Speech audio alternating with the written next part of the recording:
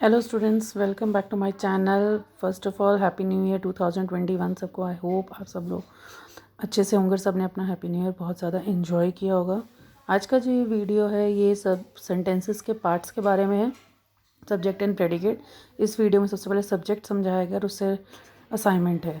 आज हम लोग करेंगे सेंटेंसेस, सेंटेंस के पार्ट्स ऑफ द सेंटेंस। पहले हम लोगों ने टाइप्स ऑफ द सेंटेंस किए थे, अब करेंगे parts of the sentence.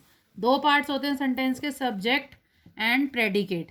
Subject वो जिसके बारे में बात हो रही होती है और प्रेडिकेट वो होता है जो सब्जेक्ट के बारे में ही बात कर रहा होता है। ठीक है, जैसे काइट्स फ्लाई, ही शाउटेड, दे स्माइल्ड।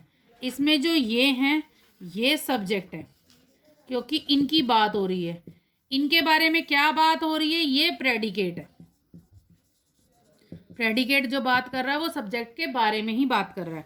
ठीक है, इन सब सेंटेंसेस में सब्जेक्ट जो है वो नाउन है या प्रोनाउन है, वो सब्जेक्ट्स है, और जो वर्ब्स हैं वो प्रेडिकेट हैं। पर इनके कुछ पार्ट्स भी हैं, भाग भी हैं इनके। सब्जेक्ट और प्रेडिकेट सिर्फ यहीं तक ही। सब्जेक्ट और प्रेडिकेट के पार्ट्स को हम लोग अब समझेंगे।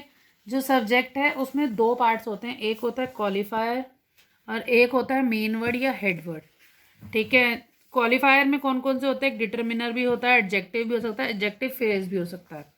प्रेडिकेट में वर्ब होता है, ऑब्जेक्ट होता है, कॉम्प्लीमेंट होता है। कॉम्प्लीमेंट जो मतलब किसी नाउन वगैरह को जो कॉम्प्लीमेंट करता है वो वर्ब, जो उसका एक्शन से पीछे हमने एग्जाम्पल पढ़ा काइट्स फ्लाई, तो फ्लाई जो था वो वर्ब था। ऑब्जेक्ट में दो पार्ट्स हो सकते हैं, इनडायरेक्ट ऑब्जेक्ट भी हो सकता है और डायरेक्ट ऑब्जेक्ट भी हो सकता है। इसके बाद अब हम करेंगे इसके पार्ट्स को समझेंगे। सबसे पहले सब्जेक्ट में जैसे डिटर्मिनर है, नाउन है, और ये प्रेडिकेट है। The moon shines, a bird flies, that dog barks, same girls wept, her sister सैंग। तो इसके अंदर अब इन बॉक्सेस में क्या है, सब्जेक्ट के टू पार्ट्स हैं। सब्जेक्ट के टू पार्ट्स हैं, एक डिटर्मिनर है और एक नाउन है। अब पहला पार्ट हम लोग समझेंगे जिसमें एक डिटर्मिनर है, एक नाउन है, यानी कि इसमें इसके दो पार्ट्स हैं सब्जेक्ट के। ठीक है, एक पार्ट क्वालिफायर है, ठीक है, दूसरा पार्ट जो है वो मेन वर्ड है। ये मेन वर्ड है और ये क्वालिफायर है। ठीक है, इससे पहले जो मैंने आपको बताया था कि एक क्वालिफायर होता है, एक मेन वर्ड। मेन वर्ड जो है वो हमेशा नाउन होता है। ठीक है, इसके अंदर क्वालिफायर के साथ मेन वर्ड क्या है, नाउन है। फिर उसके बाद प्रेडिकेट है। प्रेडिकेट अपने आप में ही वर्ब है। मेन वर्ड को हम लोग हेड वर्ड भी कहते हैं।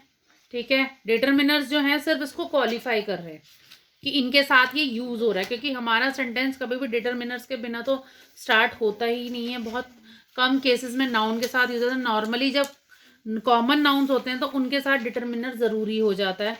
The moon shines, a bird flies, that dog barks, same girls, some girls wept, her sisters है। ठीक है, इसमें ये इसके दो पार्ट्स हैं, एक क्वालिफायर है, एक मेन वर्ड है। मेन वर्ड को हम लोग हेड वर्ड भी कहते हैं। पार्ट है इसमें, जब सब्जेक्ट में एक डिटर्मिनर होता है, एक एडजेक्टिव होता है, एक नाउन होता है।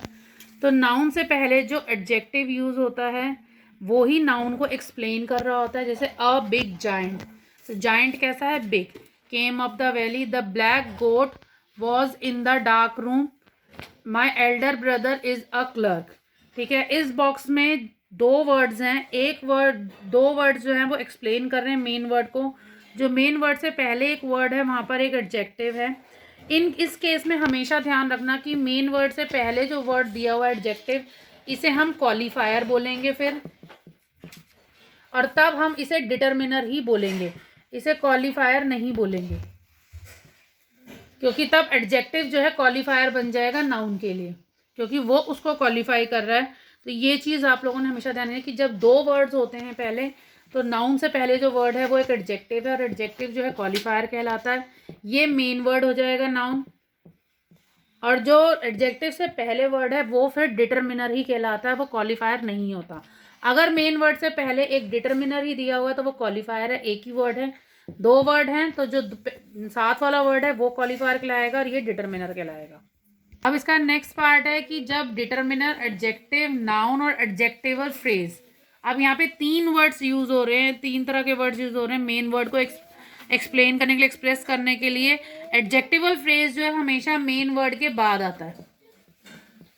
ये मेन वर्ड के बाद आता है। इससे पहले एडजेक्टिव आ गया, डिटरमिनर आ गया। अ valuable ring made of gold was found yesterday.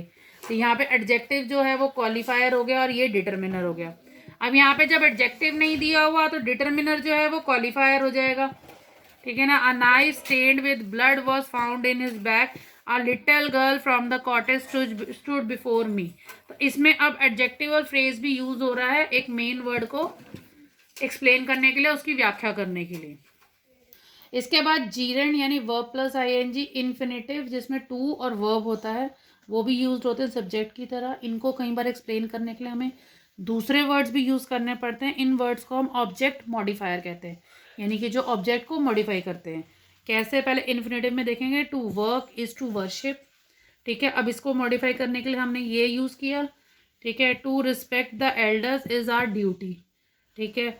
जीरेंड में हो गया, reading makes a perfect man, telling lies is a bad practice. इस तरह से जीरेंड और इन्फिनेटिव भी सब्जेक्ट की तरह यूज होते हैं और इन्हें एक्सप्लेन करने के लिए दूसरे वर्ड जो यूज हुए, यहाँ पे जो ऑब्जेक्ट है उसको हमने मॉडिफाई कर दिया, तो ये ऑब्जेक्ट मॉडिफायर हो गए। ये लास्ट पार्ट है सब्जेक्ट का। इट और देयर को भी हम लोग सब्जेक्ट की तरह यूज करते हैं। इस केस में इट जो है एक इम्पर्सनल होता है या न्यूट्रल होता है, मतलब ना ही पर्सन में आता है ना ही उसमें आता है। और देयर जो है इंट्रोडक्टरी एडवर्ब होता है, जैसे इट इज मिडनाइट, ये आधी रात है। इट वॉज गेटिंग डार्क, अब अंधेरा हो रहा है। There are 40 girls in the room, room में 40 गर्ल्स हैं। There was no temple in our colony, there is no hope of his arrival, ठीक है। यहाँ पे इट और जो देयर है वो सब्जेक्ट की तरह यूज हो रहे हैं, बाकी चीज़ें जो हैं वो उसका प्रेडिकेट है। इस वीडियो के बाद ये एंड में कुछ पॉइंट्स हैं जो समझने लायक हैं। ये इंग्लिश में भी है और हिंदी में भी है। जब जो सारी चीज़ें मैंने आपको वीडियो में एक्सप्लेन की हैं बहुत ही इंपॉर्टेंट पॉइंट्स हैं, तो इसे प्लीज़ याद रखना है आप लोगों ने सब्जेक्ट और प्रेडिकेट करते टाइम। इसका सेकंड पार्ट आएगा, उसमें प्रेडिकेट के बारे में आएगा। इसके साथ एक प्रैक्टिस एक्सरसाइज दी है आपको जो आप लोगों ने करनी है। अगर किसी को भी आंसर्स चाहिए तो प्लीज़ कमेंट बॉक्स में मेंशन कर देंगे, तो मैं उसके आंसर्स आप लोगों को दे दूँगी। Thank you. If you like the video please subscribe my channel and like and share the videos also, so बहुत ज़्यादा से ज़्यादा लोग इसको जान पाएँ। Thank you.